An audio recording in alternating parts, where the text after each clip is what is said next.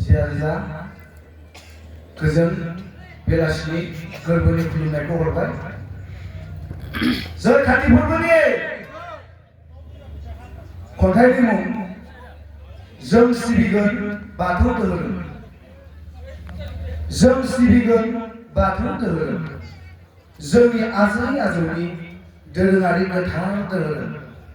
दौरि दौसिनि दै गोथार सारनायजों, सिजौ गुदियाव जोंथिमा आलारि फोजोंनायजों, आसारिनि आसार खान्थिजों जों सिबिगोन बाथौ धोरोम। खाम सिफुं सेरजा जथानि रिंनायजों, बैदासि देंखोजों, आरज मेथाइ रोजाबनायजों दावगालांगोन जों मुलुग अख्राङाव। आंगो धोरोमखौ लाबोथारगोन जों सोरां लामायाव। जों सिबिगोन बाथौ धोरोम, गोथार गोसो लानानै, बोराइ बाथौनि गोथै मुं लानानै, सुबुङारि एना एनिखौ नागारनानै अबंलावरिखौ जुगामि सिबिलांगोन।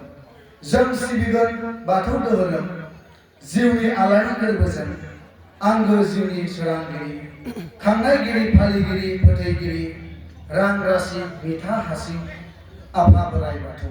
गोजोन्थों।